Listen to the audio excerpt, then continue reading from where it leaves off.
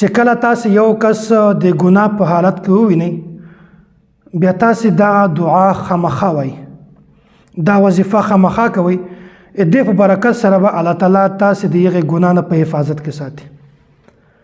د دغې دعا پیغمبر علیه الصلاة والسلام تلقین کړی ده، خپل امت ته تلقین کړی ده چې کله هم تاسو یو بیمار کس ووینئ بیا د هغه عیادت ته ورشئ یا په هسپتال کې ویا بیا د بیمار سړي مخ ته چې کله تاسو دا دعا ووایئ الله تعالی به تا د هغې بیمارۍ نه بچ کوي، الله تعالی به تا به هغه بیمارۍ کې نه مبتلا کوي.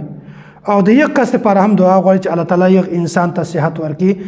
داسې هغه کس چې په ګناه کې مبتلا ده، د ګناه په کار باندې لګیا ده، په یو وخت کې هم دا دعا وایي الحمدلله الذي عافاني مما ابتلاه به وفضلني على كثير ممن خلق تفضيلا.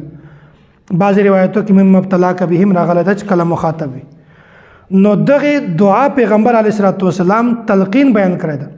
موږ په بزرګانو کې یو غټ عالم تیر شوی ده، د هغه هم دا معمول و چې کله به هم ما څوک ولید چې هغه د ګناه په انتظار کې وي یا د ګناه په کار باندې لګیا وي، مثلا د سینما مخ ته ولاړ وي او د ټکټ انتظار کوي، په لاینو کې ولاړ وي، بیا په یو وخت کې دوی چې زه دا دعا غواړم چې یا الله د تا شکریا ادا کوم چې زه د دې ګناه نه بچ کړی ما او د دغه انسان لپاره هم د مغفرت دعا وغوښتله، یا الله د دغه ګناهونه اخلاص کا، یا الله د دغه ټولو انسانانو مغفرت وکړه.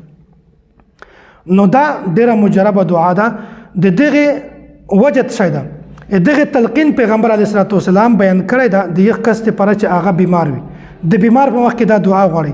نو په دې کې یو شی برابر ده، بیمار کس چې کومه ده هغه د ترس او د رحم قابل ده. په کار ده چې موږ بیمار کس باندې ترس وکړو، په هغه باندې رحم وکړو، کرم وکړو.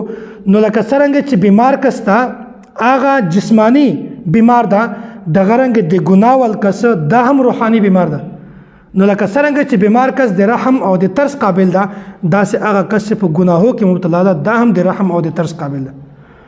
نو په کار ده چې کله هم داسې کس مونږ تاسې ووینو چې هغه په ګناهو کې مبتلا وي، نو بیا دا دعا واړئ الحمدلله الذي عافاني مما ابتلاک به وفضلني على كثير من خلق تفضيلا.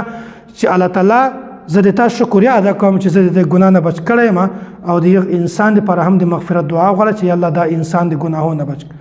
که چېرته اول لپاره خو دا ضروري ده چې یو انسان ته په زور سره خبره مه کوه، د یو سره د شفقت معامله کوه، د مهربانۍ والا معامله کوه ورسره، د نرمۍ والا معامله کوه ورسره، په مثبت انداز کې هغه په خبره باندې پوه کړه چې دا د ګناه کار ده، دا کار مه کوه.